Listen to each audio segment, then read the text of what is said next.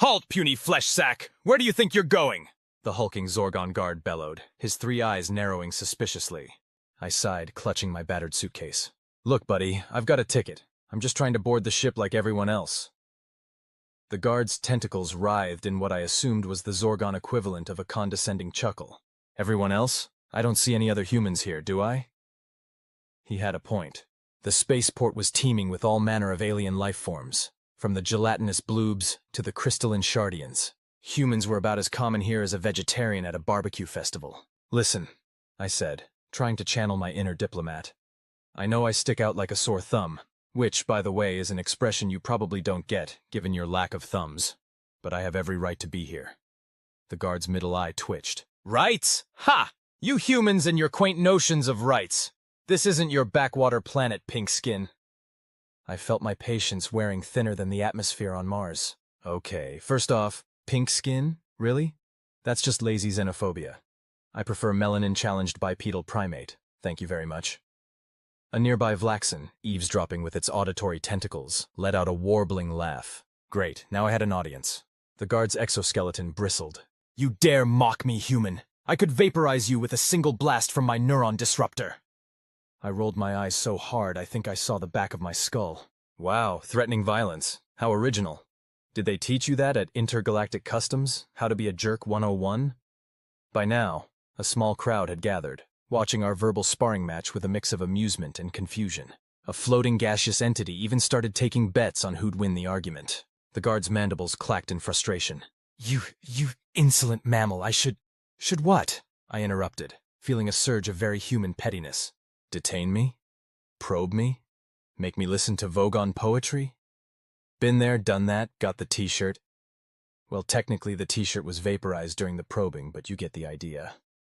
A ripple of something that might have been laughter spread through the alien crowd. The guard's carapace was turning an interesting shade of puce. Fine, he sputtered, mandibles quivering. Board your stupid ship, but don't come crying to me when you realize you're the only human in a vessel full of superior life forms. I grinned, hefting my suitcase. Superior life forms? Please. Can any of you fold a fitted sheet? Didn't think so. As I sauntered past the fuming guard, I couldn't help but add, oh, and for the record, we landed on our moon using computers less powerful than a modern toaster. Top that, superior life forms. The ship's airlock hissed open, and I stepped inside, leaving behind a chorus of bewildered aliens and one very confused guard. Another day, another spaceport. Another chance to show the galaxy that humans weren't just along for the ride. We were here to drive the bus, crack jokes, and maybe, just maybe, teach a few aliens how to properly high-five. The interior of the ship was a kaleidoscope of alien technology and bizarre design choices. I made my way down a corridor that seemed to be actively defying Euclidean geometry, my suitcase occasionally floating off the ground due to some inconsistent artificial gravity. Well, if it isn't the mouthy monkey descendant, came a gurgling voice from behind me. I turned to see a bloob, its gelatinous body rippling with what I guessed was amusement. That was quite the show you put on back there. I shrugged, trying to appear nonchalant while also making sure my suitcase didn't drift off into another dimension. What can I say? I'm a sucker for improv comedy and interspecies diplomacy. The bloob made a sound like a drain being unclogged. Their version of laughter, I hoped. You've got guts, human. Or at least I assume you do. Your species keeps all its organs on the inside, right? How inconvenient.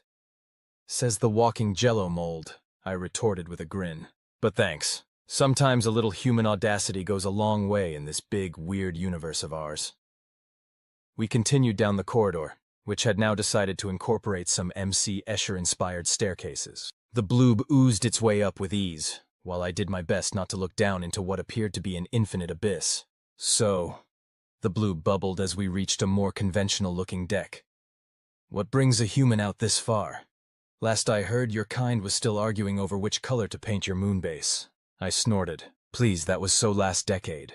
We're up to interplanetary Twitter feuds now. But to answer your question, I'm on a mission of utmost importance. The bloob's surface rippled with curiosity. Oh, do tell. I leaned in conspiratorially. I'm going to teach the galaxy the art of the dad joke. There was a moment of silence, broken only by the distant hum of the ship's engines and what sounded suspiciously like a Martian lounge singer practicing scales. The dad joke? the bloob finally managed, its translucent body clouding with confusion.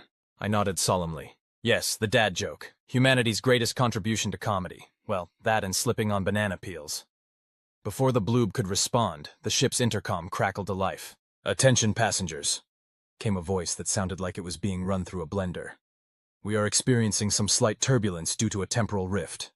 Please ensure all your limbs, tentacles, and non-Euclidean appendages are safely inside the ship at all times." The corridor began to shake, and I grabbed onto a conveniently placed handrail. The bloob, meanwhile, simply adhered itself to the wall. "Well," I said, watching as reality itself seemed to warp around us. "Looks like this trip might be a bit more exciting than I bargained for. But hey, at least it'll make for a great story at the next intergalactic poker night." As the ship lurched and space-time hiccuped outside the windows, I couldn't help but grin. This, I thought, was exactly why humans ventured into the stars. Not for the fame, not for the glory, but for the sheer unadulterated chaos of it all. And maybe, just maybe, to prove that even in the face of incomprehensible cosmic wonders and dangers, we could still crack a joke and make the universe laugh. As the temporal rift turbulence subsided, I found myself sprawled on the floor, my suitcase hovering ominously above me.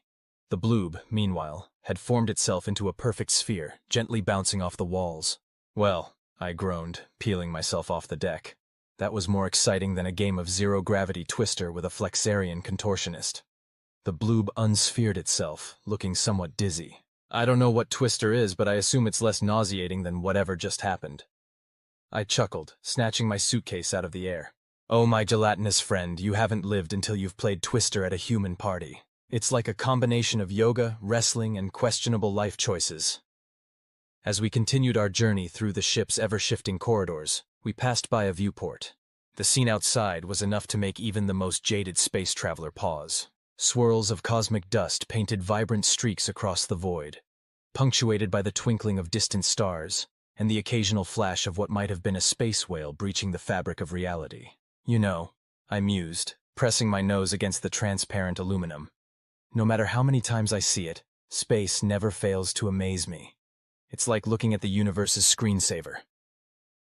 The bloob oozed closer, its body reflecting the cosmic light show. "It is pretty," it admitted, "though I still don't understand why you humans insist on exploring it. Isn't your own planet enough?" I turned to face my amorphous companion, a mischievous glint in my eye. "Enough! My dear bloob, let me tell you a little secret about humans. We're the cosmic equivalent of that kid who always asks why and pokes things with sticks."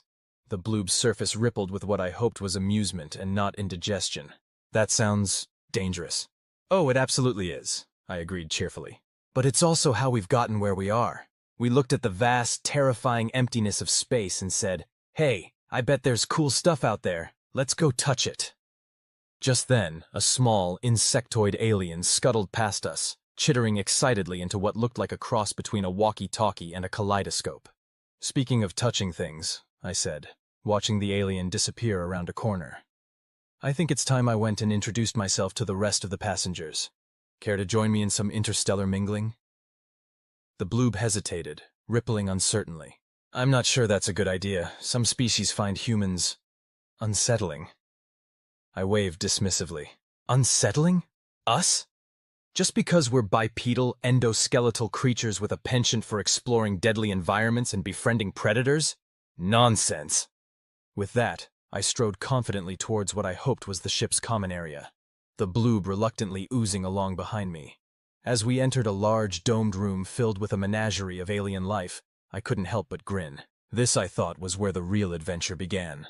"Ladies, gentlemen, and assorted beings of indeterminate gender and composition," I announced to the room at large, "who's up for a game of charades?" The resulting silence was broken only by the sound of the bloob face-palming, or whatever the equivalent is when you don't have a face or palms. The silence that followed my enthusiastic proposal was so profound, I swear I could hear the quantum fluctuations in the ship's engines. Dozens of alien eyes, ocular clusters, and sensory appendages turned to stare at me with a mix of confusion, curiosity, and what I hoped wasn't hunger. Finally, a tall, willowy creature that looked like a cross between a praying mantis and a fern stepped forward. "What is this charades you speak of, human?" it asked, its voice sounding like wind chimes in a blender. I grinned, sensing an opportunity. Oh, only the greatest form of nonverbal communication in the galaxy. It's like interpretive dance, but with more flailing and less dignity. The bloob beside me gurgled what sounded suspiciously like a sigh. I think what the human means to say is that it's a fantastic way to bridge the gap between species, I interrupted, warming to my theme.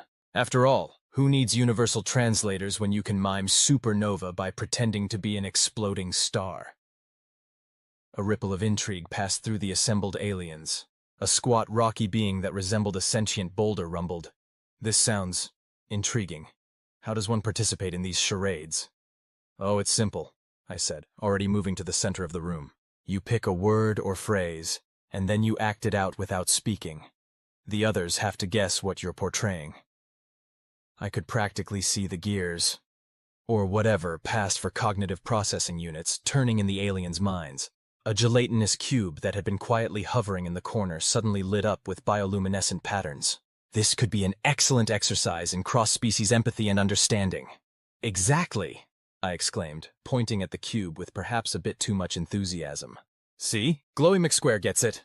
The mantis fern creature tilted its head, antenna twitching. Very well, human. Demonstrate this charades for us. I cracked my knuckles, ignoring the horrified gasps from several exoskeleton-bearing aliens. All right, folks, get ready for some grade-A human mimicry.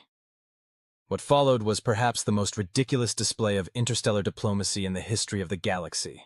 I mimed, I gesticulated, I contorted my body into shapes that would make a yoga instructor weep. I portrayed concepts from black hole, by pretending to be sucked into my own belly button, to photosynthesis, which involved a lot of jazz hands and pretend sunbathing. To my delight and mild surprise, the aliens began to get into it. The boulder-like being turned out to have a knack for physical comedy, despite being, well, a boulder. The gelatinous cube's charades were a mesmerizing display of shape-shifting and color changes. Even the bloob, after some coaxing, gave it a shot, though its interpretation of spaceship looked more like a lava lamp having an existential crisis. As the game progressed, the ship's common area transformed from a stoic gathering of diverse species into something resembling a cosmic party. Laughter, or various alien approximations of it, filled the air. Tentacles high-fived appendages, and more than one being discovered muscles they didn't know they had. Standing back and watching the joyful chaos unfold, I felt a swell of pride. This, I thought, was humanity at its best, taking something as simple as a party game and turning it into a bridge between worlds. The bloob oozed up beside me, its surface rippling with what I now recognized as amusement. I have to admit, human, it burbled. This was not the disaster I was expecting. I grinned, watching as a crystalline entity attempted to portray wormhole by tying itself into a knot. Never underestimate the power of silliness, my gelatinous friend. It's the universal solvent of social awkwardness. As the party continued around us, I couldn't help but feel a sense of accomplishment. Sure, humans might not have the most advanced technology or the most impressive physical attributes in the galaxy, but when it came to bringing people, or aliens, together through sheer force of personality and a willingness to look ridiculous, we were second to none. And really, in a universe as vast and varied as ours, wasn't that a superpower in its own right? As the charades party reached its zenith, with aliens of all shapes and sizes gleefully miming increasingly abstract concepts, the ship's intercom crackled to life once again. "Attention passengers," came the blender voice of the ship's AI. "We are approaching the Zeta Reticuli spaceport. Please prepare for docking procedures and ensure all personal belongings are securely attached to your person, exoskeleton, or gelatinous matrix." A collective groan rippled through the common area. Even the ship's AI seemed to pick up on the mood, adding, "And yes, this means the humans' charades must come to an end. We apologize for any inconvenience this may cause to your newfound interspecies bonding." I couldn't help but chuckle. Well, folks, looks like our little party has to wrap up. But fear not. The spirit of charades lives on in each and every one of you. May you go forth and mime with pride. The mantis fern creature approached me, its leafy appendages rustling with what I hoped was appreciation. "Human," it chirped, "you have shown us a most fascinating aspect of your culture. Perhaps your species is not as primitive as we once believed." "Gee, thanks," I replied, my voice dripping with playful sarcasm. "Always nice to exceed rock-bottom expectations. Next time, I'll show you the Macarena and really blow your minds." As the aliens began to disperse, gathering their belongings, or in some cases, reassembling their component parts, I felt a tug on my sleeve. Looking down, I saw a small, furry creature with enormous eyes gazing up at me. "Excuse me, human," it squeaked. "But I must know, is all of your species so charming, hilarious, devastatingly handsome?" I offered with a wink. The creature tilted its head, searching for the right word. "Chaotic," it finally decided. I laughed, kneeling down to the creature's level. "Oh, my fuzzy friend, you have no idea. Chaotic is our middle name. Well, that and hold my beer and watch this." The bloob, who had been quietly observing nearby, oozed closer. "I must admit, human, you've certainly made this journey more interesting than anticipated." "That's what we do best," I grinned, standing up and stretching. "We're like the universe's whoopee cushion. Unexpected, sometimes obnoxious, but ultimately bringing joy and confusion in equal measure." As the ship began its docking sequence, I gathered my belongings and prepared to disembark. The common area, which had been a site of intergalactic merriment just moments ago, was now filled with the hustle and bustle of travelers ready to continue their journeys. But something had changed. Where before there had been wary glances and maintained distances, now there were friendly nods, tentacle waves, and even a few attempts at human-style handshakes, with varying degrees of success. As I made my way to the airlock, I overheard snippets of conversation. "Did you see the human's impression of a pulsar? Hilarious. I never knew I could bend that way, and I'm a non-Euclidean being. Do you think they have charades competitions on Earth? I'd watch that." I couldn't help but smile.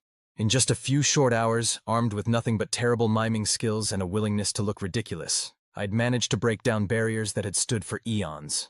The airlock hissed open, revealing the bustling spaceport beyond.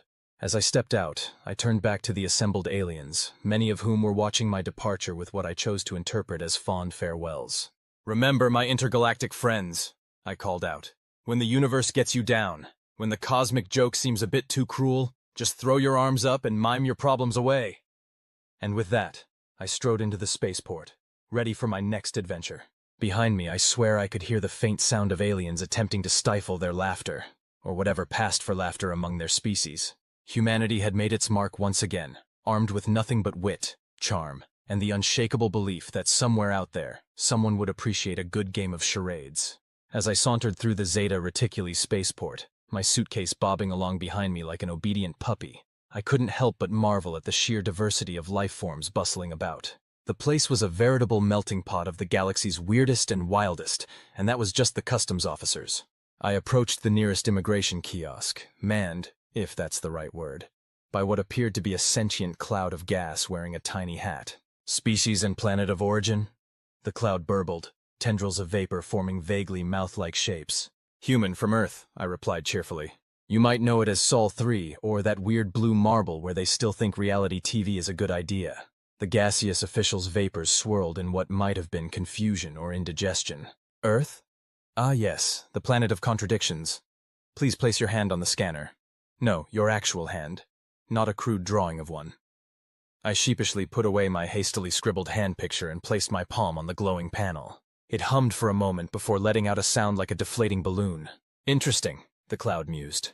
"According to our records, your species is simultaneously too primitive to be allowed off-world and too unpredictable to be kept planet-bound. How do you manage that paradox?" I grinned. "Oh, you know, we drink a lot of coffee and watch cat videos. Works wonders for bending the laws of galactic bureaucracy." The cloud's vapors formed what I swear was an eye roll. "Very well, human. You may proceed, but be warned. Any attempts to introduce your charades to unsuspecting populations will be met with severe consequences." "Spoil sport," I muttered, gathering my things. "What about Pictionary? Is Pictionary okay?" But the cloud had already moved on to the next traveler, a being that seemed to be communicating entirely through interpretive dance. I couldn't help but feel a twinge of pride. Clearly my charades lesson was already spreading. As I made my way deeper into the spaceport, I found myself in what appeared to be a food court. The air was thick with a cacophony of smells, some delightful, others reminiscent of a dumpster fire on a hot summer day. My stomach growled, reminding me that I hadn't eaten since that questionable protein cube on the ship. I approached a stall that looked vaguely promising, run by a creature that resembled a cross between an octopus and a vending machine. "What's good here?" I asked, eyeing the menu which seemed to be written in a language that hurt my eyes to look at directly. The octopus vendor's tentacles whirred and clicked. We have grilled Arcturian megaslug, braised in its own slime. Very popular with carbon-based life forms. I felt my stomach do a backflip. Anything a little less slimy? The vendor's eyes, all 12 of them, blinked in sequence. Perhaps the deep-fried void crystals? They taste of existential uncertainty and pair well with our quantum fizz drink. You know what? I said, backing away slowly. I think I'll just stick with this nutrient bar I've got in my pocket. Thanks anyway. As I unwrapped my sad little space granola bar, I couldn't help but chuckle. Here I was, light years from Earth, surrounded by wonders beyond imagination, and I was still struggling with the universal constant of dubious space station food. But that, I realized, was part of the charm of being a human in space. We might not have the most advanced technology or the most impressive physical attributes, but we had an uncanny ability to find humor in the absurd and connection in the chaos. As I sat on a bench, or what I hoped was a bench and not some sleeping alien, munching on my nutrient bar and watching the grand cosmic ballet of spaceport life unfold around me, I felt a renewed sense of purpose. I, a simple human with a penchant for bad jokes and worse miming, was out here representing Earth, armed with nothing but wit, adaptability, and a seemingly infinite capacity for getting into and out of ridiculous situations. And really, in a universe as vast and unpredictable as ours, wasn't that the greatest superpower of all? With a grin, I stood up, brushed the nutrient bar crumbs from my shirt, and set off towards my next gate. The galaxy might not be ready for humanity, but ready or not, here we come. Charades, bad food choices, and all. As I approached the departure gate for my next flight, I couldn't help but notice the eclectic mix of beings waiting to board. There was a group of crystalline entities engaged in what appeared to be a heated debate, their facets flashing in agitation. A trio of amorphous blobs were playing what looked suspiciously like patty cake, their pseudopods slapping together with wet squelches. And then there was the Zorgon. I recognized him immediately, the same three-eyed, tentacled guard who had given me such a hard time back at the previous spaceport. He was standing rigidly by the gate, his uniform now adorned with what looked like passenger in garish neon letters.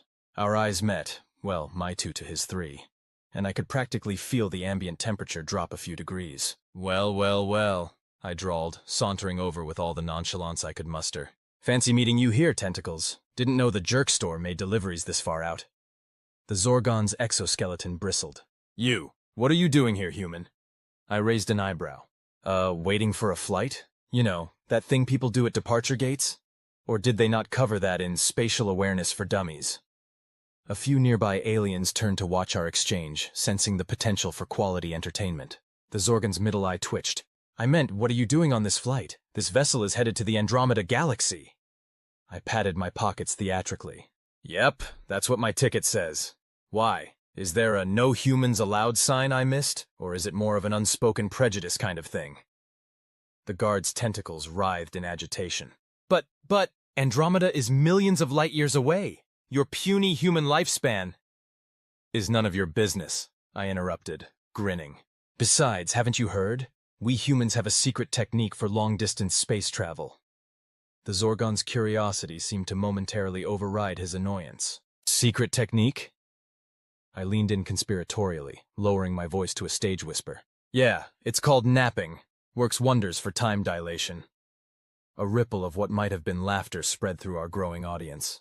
The Zorgon's face, or what passed for it, turned an interesting shade of puce. You, he sputtered, clearly at a loss for words. I clapped him on what I hoped was his shoulder. Don't strain yourself, big guy. Tell you what. How about we start over? Hi, I'm the annoying human who's apparently making your day interesting. And you are? The Zorgon stared at me for a long moment, his 3 eyes blinking out of sync. Finally, he seemed to deflate slightly. I am Zorkthal, former security officer, current passenger. I nodded sagely. A career change. Let me guess. Decided the exciting world of passengerhood was calling your name? Or did someone finally point out that menacing glare isn't actually a job qualification? Zorkthal's tentacles drooped. I was fired. After letting you board the previous ship. Apparently, your little charades party caused quite a stir. The higher-ups decided I was too lenient with interspecies mingling. I felt a twinge of guilt. Oh, wow, I'm actually sorry about that. I didn't mean to get you in trouble. I just wanted to, spread a little human cheer. The Zorgon eyed me suspiciously. Human cheer? I shrugged. Yeah, you know. Laughter, fun, the inexplicable urge to mime supernova using only your elbows. That kind of thing. Zorkthal was quiet for a moment, his tentacles twisting thoughtfully. I have never experienced this cheer you speak of. In my culture, we value stoicism and the suppression of all emotions. I couldn't help but grin. Well, my tentacled friend, you're in for a treat, because you're about to embark on a very long journey with the galaxy's leading expert in human cheer, whether you like it or not. As the boarding announcement echoed through the spaceport, I saw a flicker of something that might have been fear, or possibly anticipation, in Zorkthal's eyes. Come on, I said, grabbing my suitcase. I've got a deck of cards, a book of terrible jokes, and an entire intergalactic flight to teach you the art of the belly laugh. Andromeda won't know what hit it. And as we boarded the ship, an ex-security guard and a wayward human, I couldn't help but feel that this was the start of a beautiful, if utterly bizarre, friendship. The galaxy might be vast and full of wonders, but sometimes, the greatest adventure was simply learning to see it through someone else's eyes, even if those eyes happened to be on stalks. As we settled into our seats on the interstellar vessel bound for Andromeda, I couldn't help but notice Zorkthal's discomfort. His tentacles were coiled tightly around the armrests, and his 3 eyes darted nervously around the cabin. First time flying as a passenger? I asked, trying to break the ice. Zorkthal's exoskeleton shuddered slightly. Is it that obvious? I chuckled. Well, you do look like you're trying to squeeze the life out of those poor armrests. Relax, big guy. It's just a short 2.5 million light-year hop, skip, and a jump to Andromeda. What could go wrong? The Zorgon's middle eye twitched. I can think of approximately 3,721 scenarios that could result in our untimely demise. Only 3,721? I grinned. Come on, where's your imagination? I bet we could come up with at least 4,000 if we really put our minds to it. Before Zorkthal could respond, the ship's AI chirped to life. Attention passengers, we are preparing for departure. Please ensure all tentacles, pseudopods, and non-Euclidean appendages are safely stowed. Our in-flight entertainment today will feature a documentary on the mating habits of Betelgeusian slime molds. Enjoy your journey to Andromeda. I turned to my alien companion. So, Zorkthal, what brings you to Andromeda? Business or pleasure? Or maybe a little interstellar soul-searching after your career change? The Zorgon's tentacles writhed uncomfortably. I am not sure. After losing my position, I simply boarded the first ship that would take me. I have no plan, no purpose. Ah, I nodded sagely. A classic case of existential crisis. Well, my friend, you've come to the right human. If there's one thing we're good at, it's finding purpose in the vast, uncaring void of space. Zorkthal's eyes all focused on me with an intensity that was slightly unnerving. And how do you propose we do that? I reached into my bag and pulled out a small, colorful box. Simple. We start with the universal language of fun and frustration, Rubik's Cube. The Zorgon stared at the puzzle in confusion. I do not understand. How will this small box of colors provide purpose? Oh, my sweet summer Zorgon, I chuckled, beginning to scramble the cube. This isn't just a box of colors. This is a metaphor for life itself. Sometimes things get all mixed up, and you have to figure out how to put them back together. It's about problem solving, persistence, and the satisfaction of aligning all those little colored squares. As I demonstrated the basics of the puzzle, I could see a glimmer of interest in Zorkthal's eyes. His tentacles began to uncurl from the armrests, reaching hesitantly towards the cube. That's it, I encouraged, handing him the scrambled puzzle. Give it a try. And remember, if all else fails, you can always peel off the stickers and stick them back on. Not that I'm advocating for cheating, mind you. That's just a little human pro tip. As Zorkthal began to tentatively manipulate the cube, his frustration evident but mixed with a growing determination, I couldn't help but smile. Here we were, a human and a Zorgon, hurtling through space towards a galaxy far, far away, bonding over a simple Earth puzzle. The ship's engines hummed to life, stars streaking past our viewport as we accelerated to faster-than-light speeds. But in our little corner of the vessel, time seemed to slow down. Zorkthal's initial clumsy attempts gradually became more coordinated, his 3 eyes fixed intently on the colorful squares. You know, I mused, watching him work. Maybe this is what it's all about. Not the grand adventures or the cosmic wonders, but these small moments of connection. Teaching an alien how to solve a Rubik's Cube while we hurtle across the universe. Zorkthal paused his efforts, looking up at me. I think I understand. This puzzle. It is not unlike the complexities of life. Sometimes we must try many approaches before finding the correct solution. I beamed at him. Exactly. And sometimes you get so frustrated you want to throw the whole thing out the airlock. But you keep at it, because the satisfaction of solving it is worth all the trouble. As our ship sailed through the cosmic sea, carrying us towards new adventures in Andromeda, I realized that perhaps this was humanity's true gift to the universe. Not our technology or our physical prowess, but our ability to find meaning in the smallest things, to forge connections in the most unlikely places, and to face the vast unknown with a puzzle in one hand and a bad joke in the other. And as Zorkthal let out a triumphant warble, holding up a completed side of the Rubik's Cube, I knew that our journey was only just beginning. The galaxy might be big and scary, but with a little human ingenuity and a lot of perseverance, there was no puzzle we couldn't solve, one colorful square at a time.